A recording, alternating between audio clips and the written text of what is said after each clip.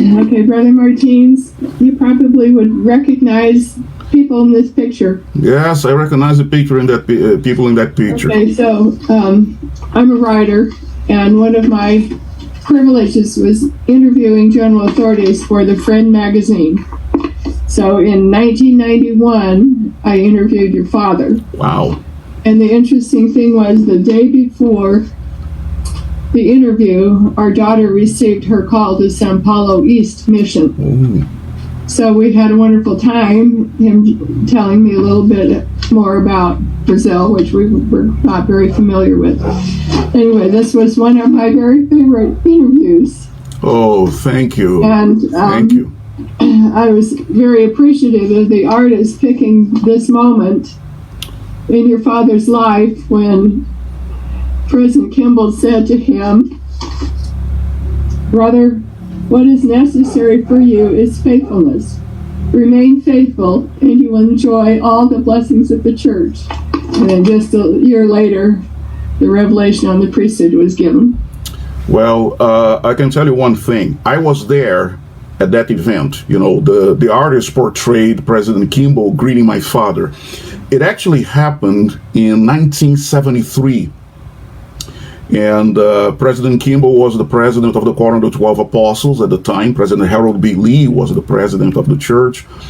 And President Kimball had been in Brazil for a series of mission tours or whatnot. And in those days, 1973, all the international flights left from Rio de Janeiro. He had been in São Paulo and had to fly to Rio, and then had to wait until close to midnight for his flight to the United States.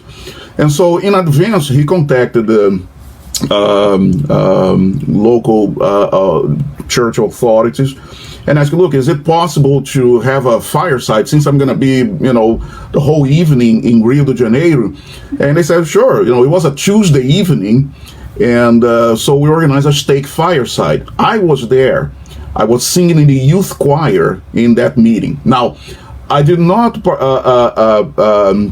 witness the encounter between President Kimball and my father. This was arranged by the stake presidency. So they went to the stake president's office because they said, look, you know, we have here this brother Helvécio Martins, who is one of the top executives in the National Oil Company, and he's a fairly recent convert. We had been in the church for a little less than a year at that point. And President Kimball was interested in meeting my father. And so when he greeted my father, and those people who met my father, like you, Sister Peterson, remember he was a very distinctive, very distinguished man, well-mannered and whatnot, very eloquent. And President Kimball was immediately impressed by him. And that's when President Kimball made that remark. Now then, fast forward 4 years, 1977, and then we're going to have to what you just referred to. In those days, the cornerstone ceremony for our temples usually took place in those days 1 year before the dedication. And so at the time of the cornerstone ceremony, my father had been asked to serve as the chair of the public relations committee for the dedication of the temple. Now, this is 1977. Well, he had been in that position since 1976. And there was no public affairs department in Brazil. We did not have an area office in those days there. So he was responding directly to the then president of the Quorum of the 12 Apostles, President Ezra Taft Benson. So there was then, on the day of the cornerstone ceremony in São Paulo. Now remember, we're from Rio de Janeiro. This is São Paulo, 250 miles distance. And on that occasion, I did not attend because my sweetheart, my girlfriend, was serving as a full-time missionary in São Paulo, and they didn't want us to meet, and so I could not go to the cornerstone ceremony. In that event, they were in front of the building, all the congregation, in what was going to be the temple grounds in the future. My father was fielding questions from the press, and he looked towards the pulpit, and President Kimball was beckoning him. And of course, he thought, no, it can't be me. There's got to be somebody else. There are all these stake presidents here, regional representatives of the 12, today's area 70s. And he said, it can't be me. So President Kimball sent Elder James Faust, who at the time I believe was still a 70, a general authority 70, and to call my father. So he went there and told my father in Portuguese, Helvécio, ele quer falar com você, Helvécio, he wants to talk to you. So my father went to the pulpit. President Kimball, this was told me by people who were present, asked my father to sit next to him. Now, at this point, there are a lot of people in the congregation who were saying, whoa, what's going on here? There's this black man sitting next to the prophet here. So, whoa, what's that? And that's when President Kimball asked him, do you remember what I told you in our first encounter? And my father said, yes, I remember. I said, yeah. And then he said again, the key for you and your family is to remain faithful. Faithfulness is the key. And then that's where a year later, the revelation extending the priesthood to all worthy men came. And so there were two events. Now, the picture that you showed, the artist rendition, is of the first meeting in Rio de Janeiro in 1973. But the second one, I think, is equally significant because President Kimball had this interest and said, look, do you remember what I told you 4 years ago? And my father said, yeah, I do. And then the next year, it happened. So thank you for the recollection. These are precious memories, even though on the second meeting, I was not there, but still it's a precious memory in the history of my family. And but anyway, delighted. Thank you very much. Took me down memory lane here, and I went all the way. They have an expression in Brazil nowadays, this is not from my days, this is a more modern expression. They say, when you go down memory lane like that, or you have some crazy idea and you express some crazy idea, they say, oh, it was slid down the mayonnaise. so I just went out on the mayonnaise here and just slid down. So, but anyway, thank you very much. Wonderful. I was actually hoping that you would tell that story tonight, so that worked out just marvelously. So, well, I think it's great to welcome you all back to this the Fireside presentations after a 2-week hiatus because of Christmas and New Year's. And this will be our first presentation, obviously, in the new year. And what a delight to have Marcus Martinez here with us. He joined the Church of Jesus Christ of Latter-day Saints in 1972. And in 1978 became a pioneer of the First Order when he became the first Latter-day Saint with Black African ancestry to serve as a full-time missionary in the 20th century. Since then, he's served as a mission president. He's been twice a bishop, 6 times a high counselor, a temple officiator, and a translator for the Book of Mormon. His life history begins with the legacy that we just heard of his father, the late Elder Helvécio Martins, and the first Black general authority to serve the church. Brother Martins holds a PhD in sociology of religion and is the former dean and department chair of the religious education at BYU Hawaii. He wrote the book Setting the Record Straight, Blacks and the Mormon Priesthood, published by Millennial Press. I recently stumbled across his remarks that he gave in 2018 upon the 40th anniversary of President Kimball's 1978 revelation. He entitled his remarks then, 40 Years After 126 Years, Reflections from an Aging Black Man in Zion. And those remarks had a profound effect on me, and if you haven't had a chance to read those or listen to those, I've given you the site so you can actually do that. So with that brief introduction and with the warmest of greetings and welcoming in our hearts to hear you tonight, Brother Martins, the time is now yours. Thank you. Thank you very much once again. And delighted. And I want to thank you once again, Brother Roundy, for the bounty, for the kind invitation to participate in this online activity of the Elders Quorum, of the Bainbridge Island Ward in the beautiful metro area of Seattle, Washington. Place, as I said, that is very meaningful to my family nowadays because of most of my grandchildren are living in the area now. But we love the area. Now, I don't have written remarks or anything. I don't have a talk to give to you. See, nothing up my sleeves here.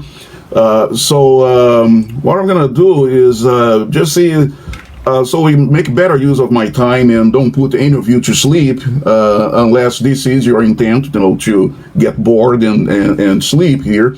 Are there any questions you would like me to address right off the bat? And so, because I think it would be better for me to, as I often say, the customer is always right. So, is there anything that you would like to know? Anything that you're dying to ask? Or anything that you always wanted to ask somebody like me, but somebody told you, better not, because they're going to be offended. Well, even though I'm an American citizen, having been born in Brazil, technically, I'm not an African American. So I don't respond to things and don't take offense. So you can ask pointed questions. That's fine, So the ball is yours. What would you like to know? I would like to know, Brother Burns, in your talk you spoke about the 1978 Priesthood revelation showed that we were a religion of blessings, not of cursings. I wish you'd tell us more about that. That's a wonderful thought. Yeah, well, it is a wonderful thought because it is a wonderful religion. And this is what one of the lessons, if you see, often I tell people, in fact, I alluded to that not only in that talk, which was at BYU in Provo, but also a few months earlier in 2018, June of 2018, I spoke at another event sponsored by the University of Utah on the same subject. It was the 40th anniversary of the revelation. And I said, look, this is not what I do for a living. I'm a sociologist, yes, and I am specialized in religion, race, and ethnic relations. Sure, I am. But I don't do research on the priesthood ban. For the last 28 years, I've been teaching doctrine. I'm a professor of doctrine. Sure, I taught sociology classes. I taught managerial leadership classes also for a while. But I teach doctrine. And when it comes to the priesthood ban, there's not a whole lot of doctrine to teach there. So when I was preparing that speech for 2018, I thought, okay, what is there in this whole, issue of the priesthood ban that could be a doctrinal lesson for us? And one of the thoughts that came to me was this. I said, it reconfirmed the true nature of the religion taught and practiced by the Church of Jesus Christ of Latter-day Saints. It's a religion of blessings, not a religion of curses. We're not here to curse anybody. We're not here to condemn anybody. It's true that in Doctrine and Covenants, section 1, when I teach, I teach Doctrine and Covenants also at BYU Hawaii. I teach marriage and family. I created a course called Church Organization and Leadership. And in all those classes, often the issue comes about, blessings, us blessing people through our service as members of the church and leaders in the church. And I tell them, sure, in Doctrine and Covenants section 1, the Lord makes clear that those that he sends out to preach the gospel have the authority to seal the unbelievers to the day of judgment. But I tell them, however, our mission calls, when we get the letter or mission calls and those little certificates, missionary certificates that we have, they say that we are only authorized to preach the gospel and administer its ordinances of salvation, not any ordinance of condemnation. And so occasionally I hear people ask us, because I heard the young missionaries shaking the dust of their feet against the investigators who kick them out of their homes. And I said, look, we're not sent to do that. Sure, we have embedded in our mission calls, we have that. But it is one thing to have the authority to do something, and it is another thing to have the permission to exercise that authority. Right now, we only have permission to exercise priesthood authority to teach and to bless people and to administer ordinance. And I see many sisters participating here. And sisters, this includes you as well, because the ministry of the word is done with priesthood authority, whether in your relief societies, in your young women's organizations, in your primary, or as full-time missionaries. And also, sisters officiate priesthood ordinances in the house of the Lord. When you go to the Seattle temple, okay, and participate in initiatories or in endowment sessions, you have sisters essentially officiating priesthood authorities in the house of the Lord with priesthood authority, which they had when they received their own endowments and were set apart as ordinance workers in the Seattle, Washington temple, or in any temple in the church. So this is what we are authorized to do right now. Whatever authority we exercise, whether as presidents, counselors, teachers, temple ordinance workers, bishoprics, stake presidencies, high councils, leaders in organizations, primary, relief society, Sunday school, whatever authority we exercise in the Church of Jesus Christ of Latter-day Saints, nowadays it is only to bless and to bring people closer to salvation. So that's the thought, kind of a more detailed idea behind what I wrote in that speech in almost 4 years ago now, in 2018. Thank you for the question. Yes, Brother Dewey, I see you waving your hand there. I think Ross unmuted me. In 1976, Brother Martinez, my wife and I were young married couple, students living in Boston, Massachusetts. And our stake patriarch held a fireside after just returning from Salt Lake City, where President Kimball had met with all of the patriarchs of the church, who at that time would routinely come to the General Conference. And he told us that the issue of African heritage in Brazil had come up, and it was very complicated. Mm-hmm. And that President Kimball had simply said, whether a man receives the priesthood or not simply depends on his patriarchal blessing. That is what I remember him saying. Mm-hmm. And I wonder if you know anything about that and could comment on it. No, but one of the things I can tell is that thank you very much, not only for the question, but for that information. I was not aware of that. And it is true. In Brazil, the Portuguese arrived in Brazil in the year 1500. And 3 decades later, they started colonizing the country. And they didn't have any qualms about, intermarrying or associating. There was no real marriage there with not only the indigenous population, but later with the African slaves that they brought. Millions of them came to the Americas, and many went to Brazil. And so there was a lot of racial mixing in Brazil for centuries, and there still is. I myself am of mixed race. People look at me and say, oh yeah, Bernardino is a black man, as we call in Brazil, black. We don't have a lot of hyphenations in Brazil, so in Brazil I'm called black. But I also have, Native American or First Nation heritage.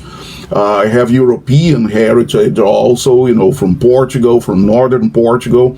And it's possible, we have some suspicion that I may have some Jewish ancestry as well, also coming from Europe. This, we were talking about the new Christians, the Jews who were fleeing the Inquisition And in order to flee the Inquisition, they would pretend to be Catholics. They would be baptized as Catholics, and so they passed as Catholics, and they would sometimes have their synagogues in hiding, secret places there.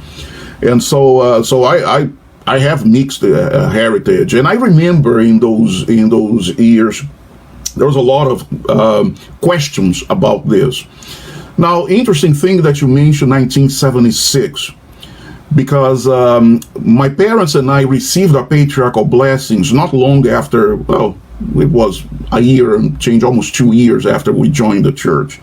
They received in October of 1973, and I received in January of 1974. So now it's marking 48 years that I received my patriarchal blessing. Now, our stake patriarch at the time, what he told me was, well, since you're black, you're a descendant of Cain, so you don't belong to the house of Israel. Well, I was almost 15 years old. What did I know about heritages and lineages? He just said, okay, fine. So it was only in 1980 that attending a ward youth fireside, I was a full-time missionary near São Paulo, Brazil, in the city of Campinas in Brazil, southeast Brazil. And we had an investigator we took to that fireside. That's why I was there. And this stake patriarch, the only time I met this man, he was asked a question about, okay, what about people in other, because just about everybody belongs to Ephraim or Manasseh. And he said, oh, no, occasionally I have, in fact, just recently I had a black lady who was from the tribe of Asher. And I said, well, wait a minute, black lady had a tribe? And then I raised my hand and said, excuse me, I was told by my patriarch that no, because we're black, we don't have. And he said, no, if you're baptized, you belong to the house of Israel. So he said, when you finish your mission, go back to your patriarch and ask for an addendum to your patriarchal blessing. And I said, I never heard of that. And so after my mission, I received in 1980, end of 1980, I received an addendum, and I had a tribe declared. Interestingly, I wrote my parents, because this was, I still had a few months before, 6 months, this was 6 months before the end of my mission. I wrote my parents, they went to our stake patriarch, that original patriarch, and he refused to give an addendum. I don't know what his reasons were. I never talked to him about it, never asked him about it, but he refused. And so they had to wait until that man was released and a new patriarch was called, and the new patriarch gave my parents the complement or the addendum to their blessing. So these are some of the experiences I had with as far as patriarchal blessing. But what I find interesting in 1976 was that in January of 1976, I made my first trip to the United States. My parents thought I had some good grades. I was almost 17 years old. And so I traveled alone. I was very tall. Nobody could tell I was a teenager. I looked older. And so I was in Los Angeles, and I was invited to speak in a sacrament meeting. It was my first talk in English. So I invited to bear my testimony, essentially. So I bore my testimony for a couple of minutes.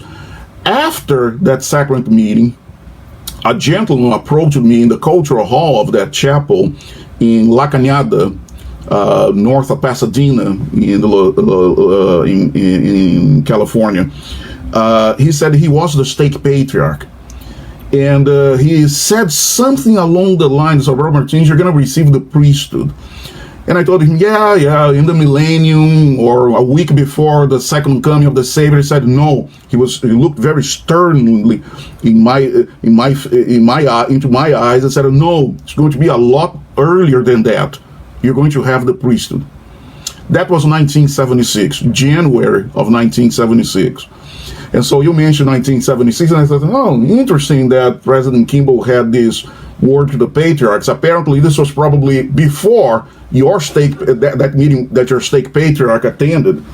But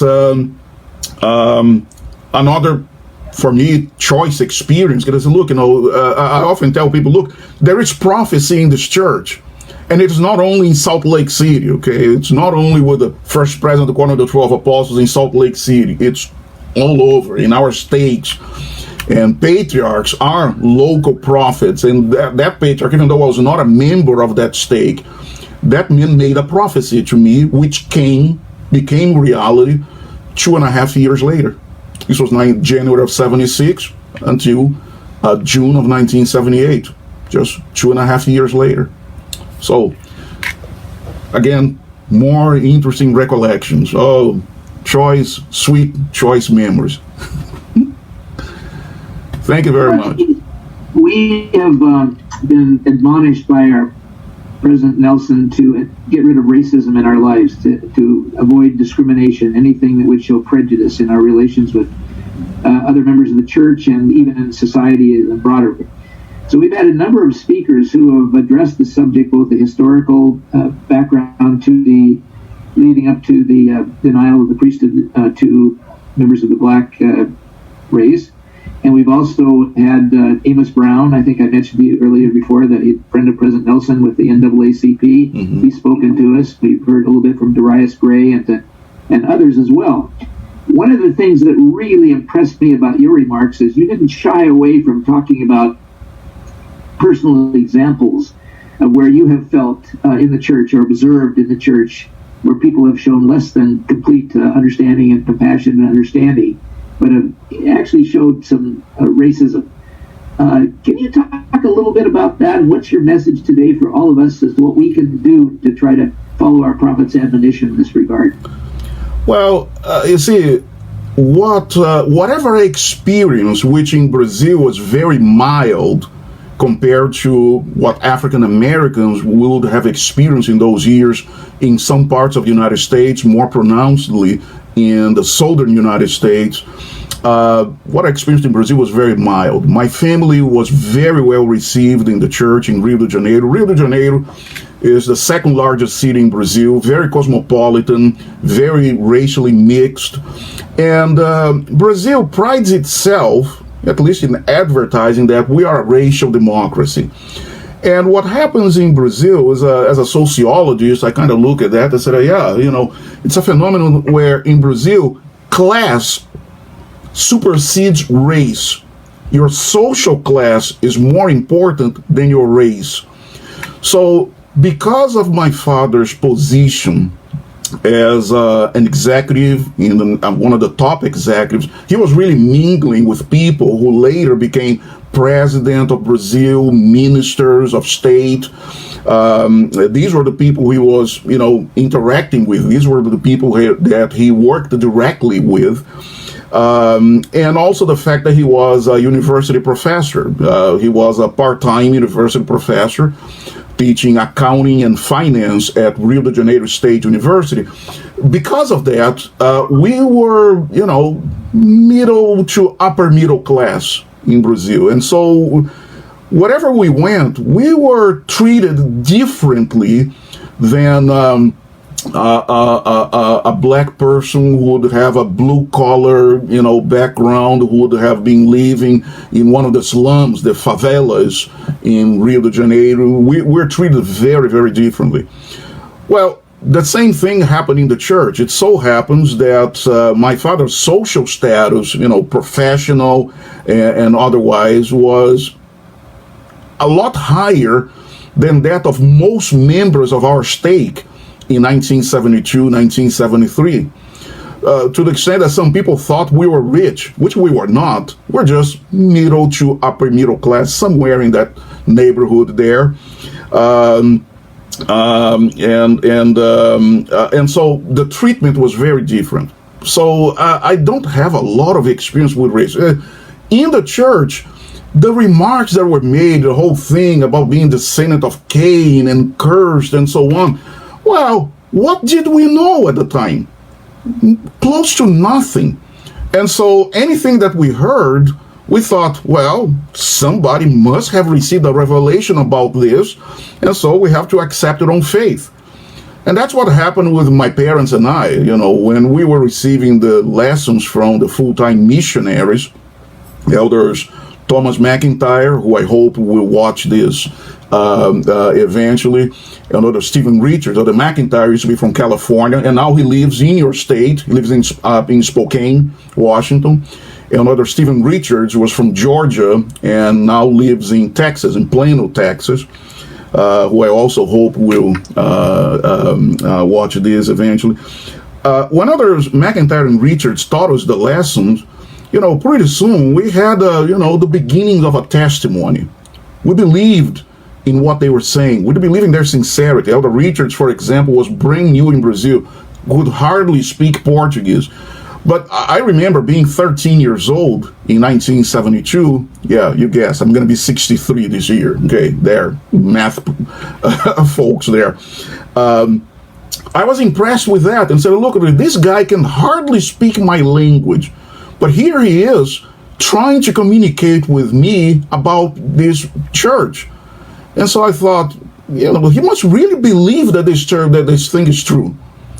That's what I remember. And so when they taught us the famous or infamous now 7th lesson about the curse of Cain, quote unquote, we believed. And said, well, we don't have any reason to doubt. So whatever people said or acted in relation to my parents and I, well, that's what we all knew. We didn't know any better. And so if I were now to look back and criticize bishops and stake presidents who said this and told me that, like when I started dating my future wife, and she's white. You can see the picture here behind me there. This was a picture from the time of our mission in Brazil. If I were to point fingers, because when we started dating, one of my local leaders said, well, you have a problem there because you're not going to the celestial kingdom, and if you marry her, you would deny her the opportunity to go to the celestial kingdom as well. Well, in my mind, I was 17 years old at the time when I started dating my wife, and at the time I thought, I was baptized. I'm not perfect, but I'm striving to keep the commandments. So I thought, I think God is going to have something good for me and her in heaven, in the celestial kingdom. Okay, we'll have something there, some little corner there for us. That's what I thought. But we didn't know any better. So if I were now to look back and point fingers, look at what you told me. So what did I know at the time? I didn't know any better. Nobody knew any better. You see, that's why I mentioned before, I said, there's no doctrine in this. There were a lot of beliefs, which now we know were just opinions by people who were speculating about stuff they knew very little about. So they speculated about that Pharaoh.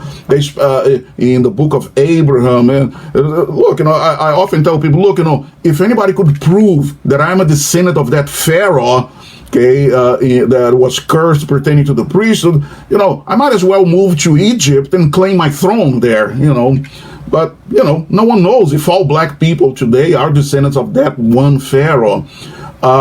Because Cain killed Abel. Oh, okay, fine. Cain killed Abel. So what does that have to do with me? Why do I have to serve a sentence for a crime that was committed over 5,000 years before I was born? So nobody was asking these types of questions back then. And so I have nothing but forgiveness in my heart about what anything that anybody taught, stated, or acted, or failed to act in relation to my family. Like that patriarch who refused to declare our tribal affiliation and our patriarchal blessings. I cannot blame him.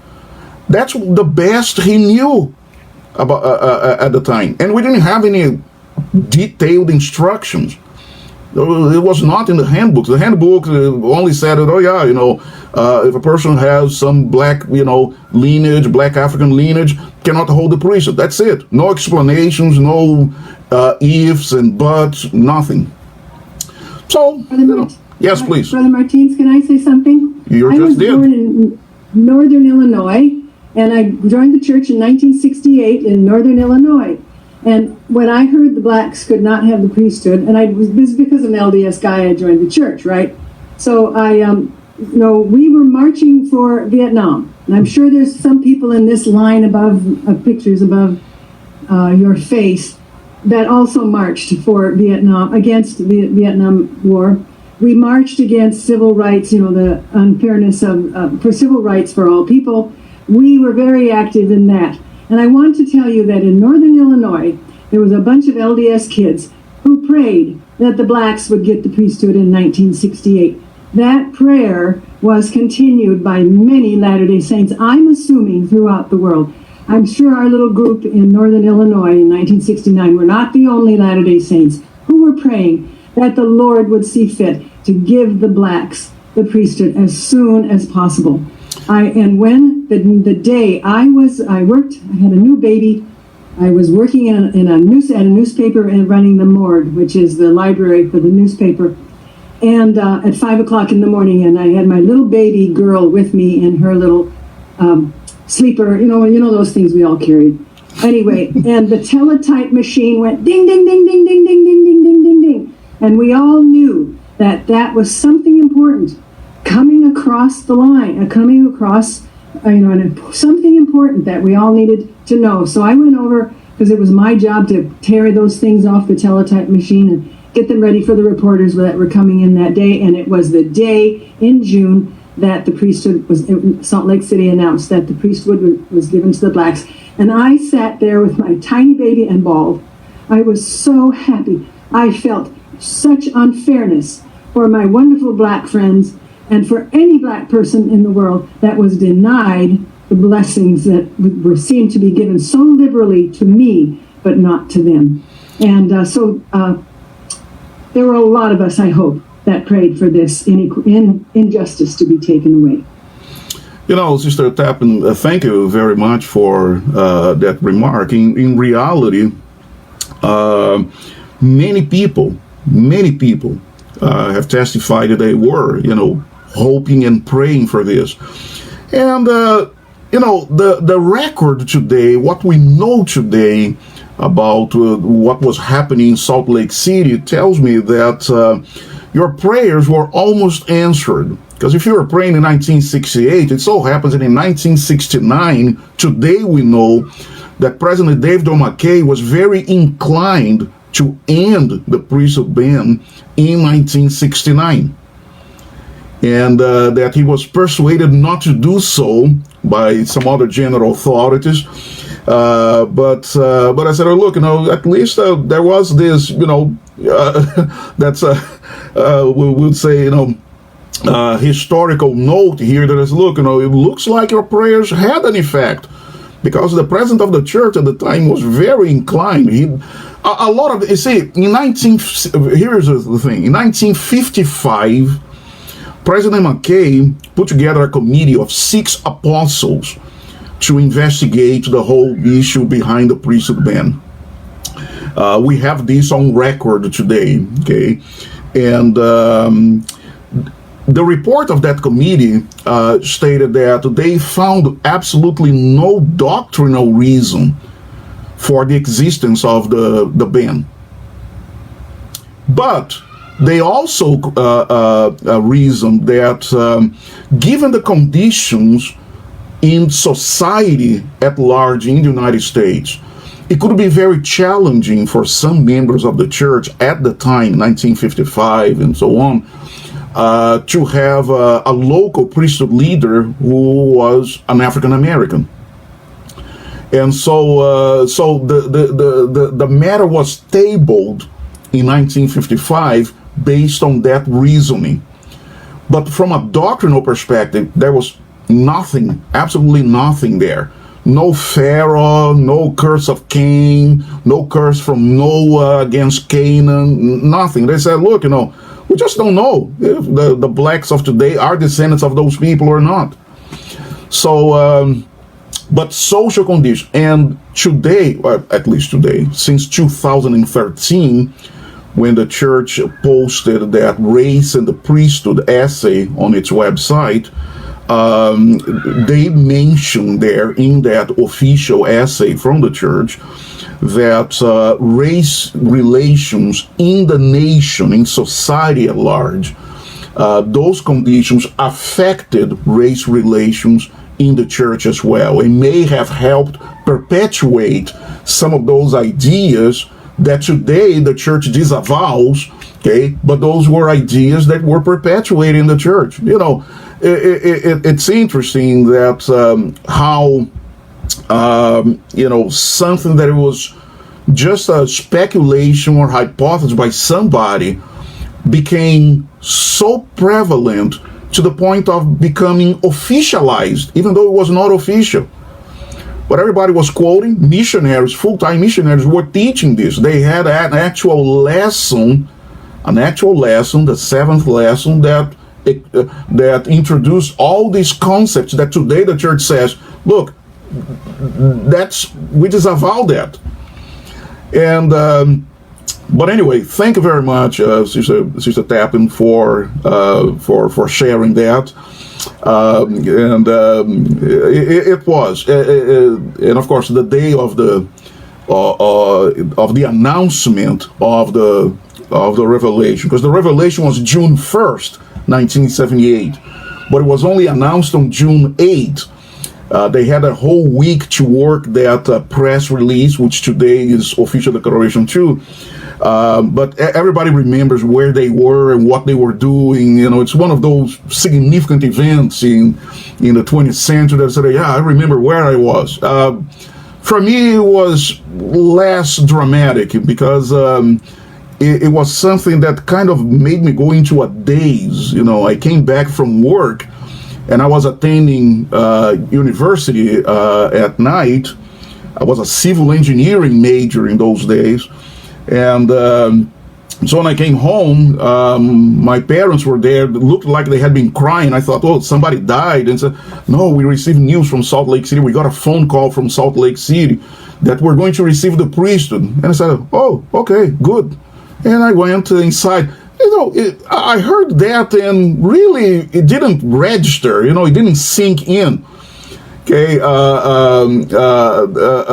as we used to say in Brazil, the coin didn't fall. You know, remember those old phones that you put coins to make a phone call? They said, yeah, the coin didn't fall, so you didn't get the phone call.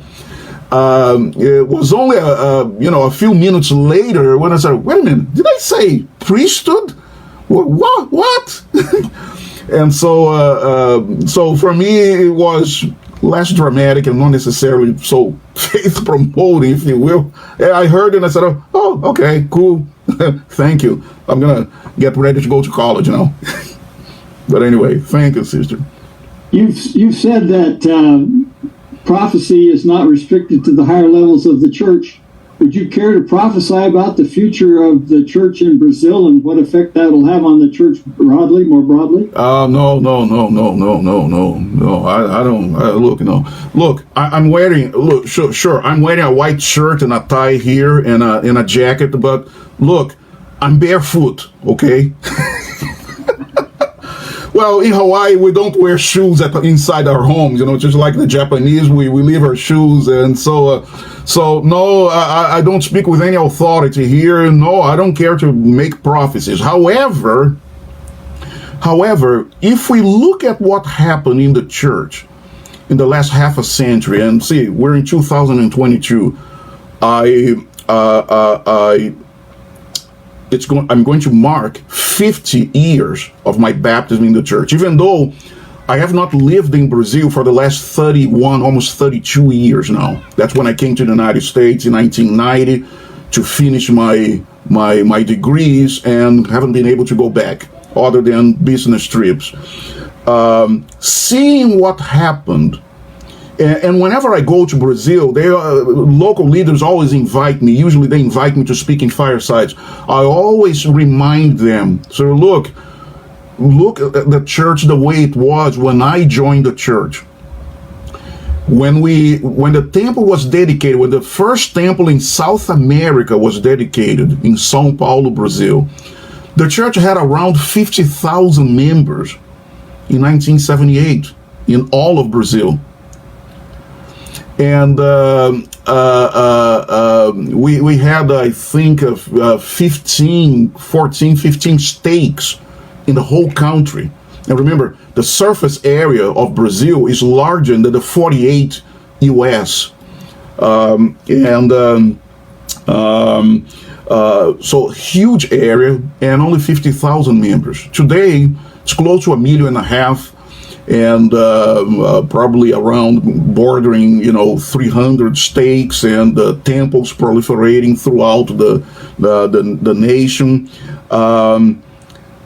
Things that a lot of us should have foresaw, but I think we were trying to be way conservative, and we couldn't.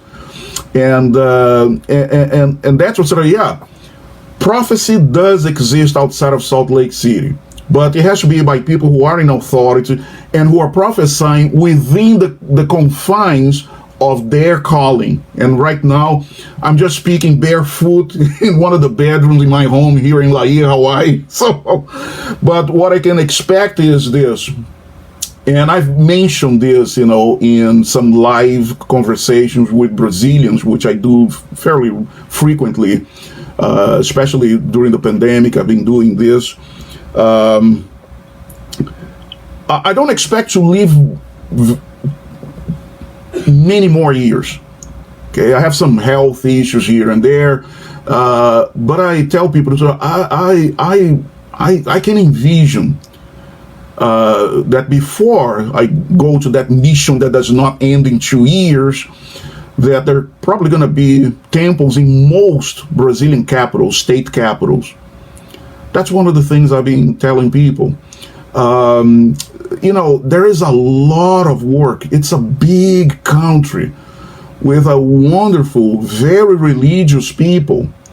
And there's a lot of work still to be done in that great nation. It's a nation of over 200 million people. And so that tells you, we have less than 1.5 million members of the church. And I would speculate that probably about a third of those are completely active members of the church. But there's a lot of stories of faith in Brazil already, and there will be many more in the future. And that's not a prophecy. It's just looking back in retrospect what happened over this half a century and say, well, it's the work of the Lord, so we can expect more of the same or even more than that. So that's what I would say about the future of the church in Brazil. It's still going to be nothing short of miraculous. A lot of wonderful, wonderful stories are still going to be told out of the things that are going to happen with the Church of Jesus Christ of Latter-day Saints in Brazil and South America in general. This is no secret that some of the great missionary horizons we have in the early 21st century are really in Central South America and Africa. Now, someday, China could join, but not yet. So that'll be perhaps, who knows, the next great missionary horizon for the church, but not yet. When the Lord wants, He will open the door. But we have friends there. We have many friends in high places. So I know some of you know that song, have friends in low places. Well, we have friends in high places in China, and we don't want to stir anything. The time will come. But in the meantime, South and Central and South America are big missionary areas. The Philippines, absolutely, Philippines, and who knows where else. It's one of those things. When the Lord smiles upon a place, miracles happen. You see, Brazil, the church started in Brazil in 1935 officially, the Brazilian mission. The Brazilian mission began in 1935. We had members of the church since the end of World War I. German immigrants, Latter-day Saints from Germany, moved to southern Brazil. And then missionaries would go from the South American mission in Buenos Aires, Argentina, to visit these members in southern Brazil, speaking German. And so the Brazilian mission started in 1935. The first stake was organized in 1966. So the beginning of the church was fairly slow, okay? It was slow-paced. But after 1978, boom, exploded. Well, we're going to have explosions like that in many surprising places around the world. The Lord is in command. The Lord is in command. That's all I can say. But it's not a prophecy, okay? Remember, I'm barefoot. Tell us a little bit more about your family. Your father served as served as a bishop, and I believe your son Flavio has also served as a bishop. Is that correct? That's correct. We have 3 generations of ordained bishops in our family. As my father served, I served both in Brazil and here in YSA warding here at associated with BYU Hawaii. And my son Flavio served as a bishop for a time in Utah as well. In fact, I told him that he beat me because I was very young when I was ordained a bishop. I was 28 years old back then. And he was called to serve as a bishop when he was 26. And I said, hey, you beat me by 2 years. So, but yes, Flavio is a wonderful person, and he is beloved by people all over. He takes after my wife, okay? Beautiful smile, very mild-mannered person, very different from his dad. So do you have any secrets for those of us who have children who are not active in the church? Secrets? No, I don't have any secrets. You know, I have my youngest son, Felipe, who left the church. Well, he hasn't been attending church since 2011. When my wife and I went to Brazil to serve in the São Paulo North mission, as you can see in the picture here behind me, he stopped attending church and doesn't want to talk about the church and so on. We respect that.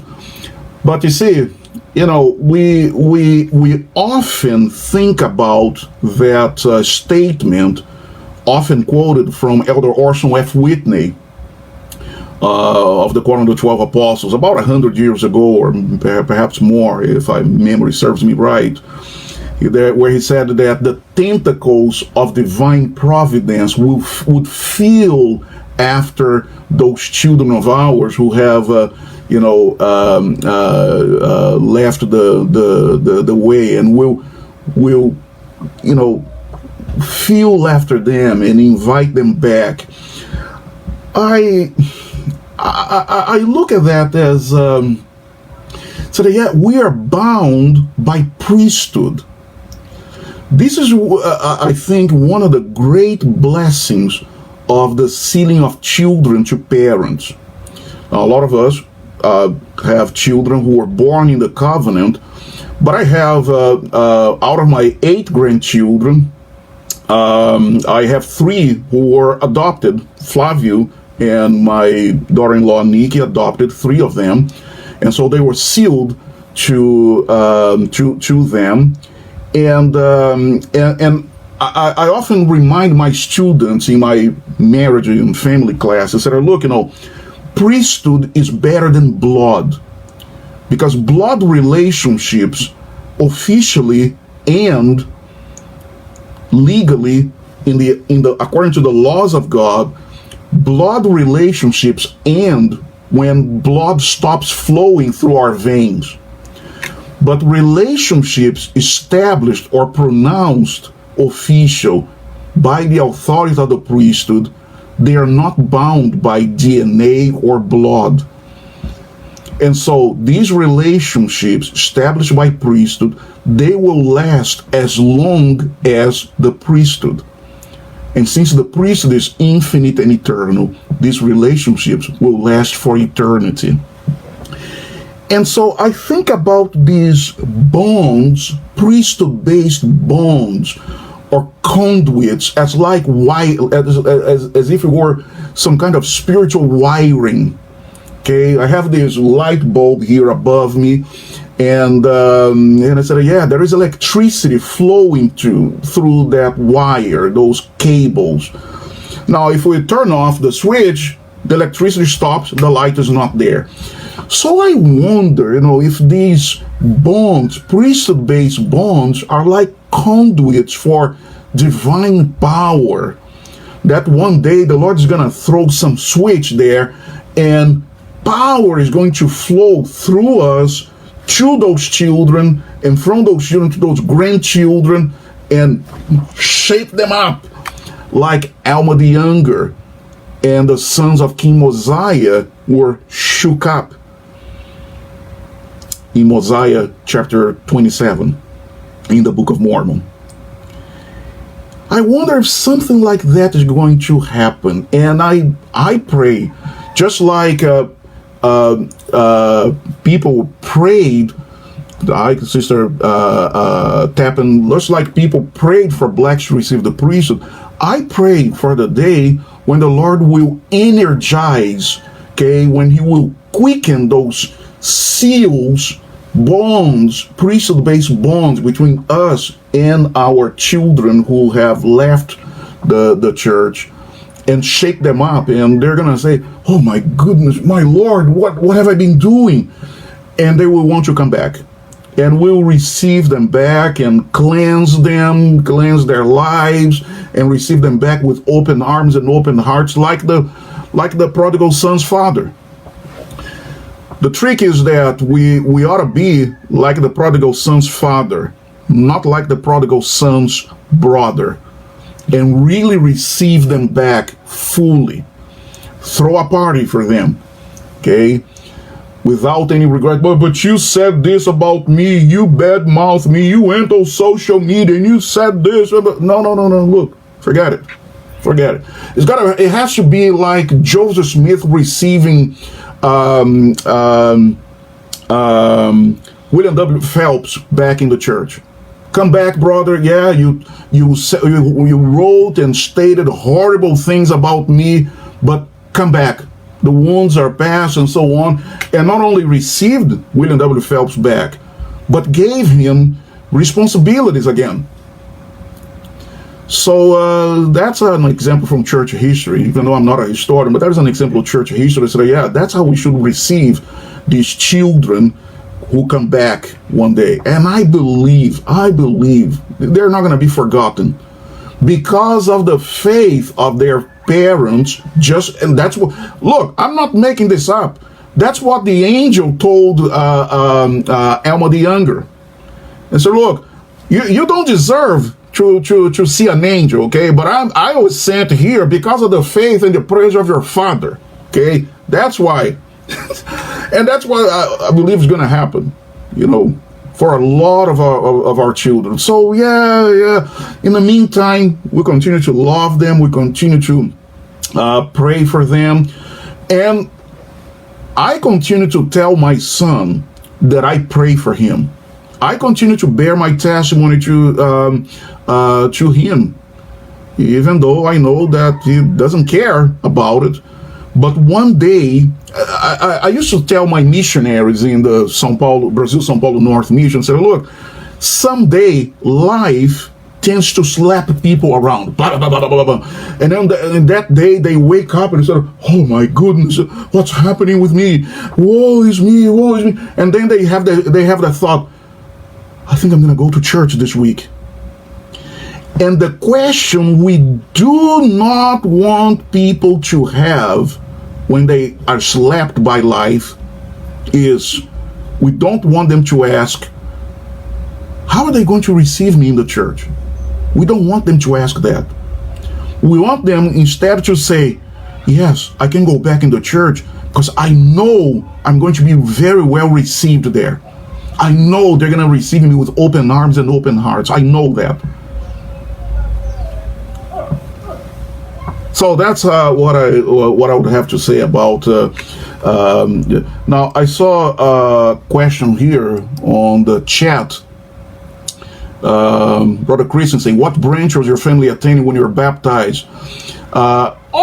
I asked because my last year in my mission, September 1970, was Tijuca, and it so happens, Brother Christensen, that my father and I were bishops in the Tijuca ward. Your former proselyting area. That's where we served as bishops. He served from 1981 to 1987 when he was called to serve as a mission president in Fortaleza, Northeast Brazil. And I served from 87 until 1990 when I moved to the United States. But at the time, we were in Mayer, in the north side of Rio de Janeiro, and we were actually in the Engenho de Dentro branch. And it was an old house. I don't know if you went to that area. It was an old house. The church had bought a property there, so there was this vacant lot, and then this very old, early 1900s house, very uncomfortable, very hot. It's Rio de Janeiro, right? So hot and humid. That's Rio. And that's where we joined the church. In fact, joining the church for us was something that had nothing to do with the beauty of our buildings and so on, because I remember, that house, that does not exist anymore. Today there is a beautiful steak center there on that lot. In fact, whenever I've spoken in that building, I tell people, look, I remember this place here. And so where you have the basketball court there was a mango tree there, and there was a makeshift baptismal font under the mango tree. That's where I was baptized. And so that's, brother, that's the answer to your question there. Thank you very much. Okay, we're bounded. It's I believe it's 8:05 p.m. Pacific time. So you are the master of the clock there. Any other questions here before we conclude a delightful evening with Brother Martins? Any other questions? Don't want to preclude anybody from asking a parting question. Cricket, cricket, cricket, cricket. Well, thank you so much. Guys, you've been a delight. Did I hear somebody want to say something? Can I say something? We watched Brother Martin's video, the link that you supplied on your email that came to us, and we watched it right before this started. And please watch it, everybody out there. Go back and take the 45 minutes and watch that wonderful, wonderful video of this incredible talk. Thank you. Hey, Ross. Yeah, please. Hey, I just had one. I thought it was interesting about, you asked the question about, some of our kids or relatives that have left the church. The amount of members that have left the church based on things that they thought were hidden from, the record or the, early Joseph Smith things and all that. It just really struck me, listening to Brother Martin here, is that, the black members of the church were faithful members of the church during not just, there was misinformation, but there was like no information, no explanation. It was kind of a black hole of information. So I don't know if there's any wisdom that you might have that comes from being patient and just trusting. I really admire your attitude. Is like I knew something good would happen. I knew eventually it would all work out. But that, now as some of our kids leave the church and all that, because they say, oh, you didn't tell the whole truth and all these things. So it's interesting, at least to me. Yeah, thank you very much. And it's true. We have a lot of very fine people who have left the church. Some even renounced their membership in the church, asked to have their names taken off the church records because of things in the church history with Joseph Smith or this or that. or the church position on same-sex marriage or the Equal Rights Amendment, you name it. There are all kinds of things. But as I mentioned earlier, eventually, when life, and this may be years, like in the parable of the prodigal son, after years, when life slaps them around, many of them, if not all of them, are going to say, yes, there were things that I had problem with. But now that I think about it, there are far more things that I enjoyed. Yes, some things were hidden from me. But look how many other things were explained to me. And they were not hidden from me only. They were hidden because we were not doing research on these things, which now we are. And the church has been very forthcoming in putting the information out there. Okay, and the church website, the church history website is full of information there. No, it's out there. We're not hiding anything. It was not hidden. It was just in the archives, but now it's available. They're digitizing everything and putting the information out there. And people are going to realize that, so, but in the end, what do I have? What have I got? Remember, we are all sons and daughters of heavenly parents. We have the spark of divinity within us. And that spark of divinity, that light of Christ, naturally makes us look toward God, look toward the divine, look towards heaven, and desire a connection. And they're going to think, instead of what greater connection can I have in this world than the one that was offered me when I was a member of the Church of Jesus Christ of Latter-day Saints? Priesthood, endowments, sealings, prayers, priesthood blessings, patriarchal blessings, divine guidance, prophecies, scriptures, current scriptures, not only ancient but current scriptures, prophets, seers, revelators. They're going to think, there were some things that I had some problem with, but there were so many other things that blessed my life. And I want those blessings again. It's going to be like, once again, Alma the Younger. And sort of methought I thought, as he mentioned to Helaman in Alma chapter 36, methought I saw God sitting in his throne, surrounded by concourses of angels in the attitude of worshiping God, and my soul did long to be there. I believe that those brothers and sisters of ours, including our children, grandchildren, who have left the church, okay, they will long to be there again. Because when life has slapped them around, and they have seen that the world has nothing that comes even close to compared to the blessings the Lord made available in his church, the Church of Jesus Christ of Latter-day Saints. The world has nothing even close to that. They're going to long to be there again, and we will receive them back. Thank you for the question. Yeah, thank you. Brother Hainsworth. Well, we've come to the end of a delightful evening, and thank you, Brother Martins, for being available to us and speaking to us. I always like to share a little bit of kind of the back of the envelope, the history that you don't hear about. I wrote to the description of the fireside tonight was mine.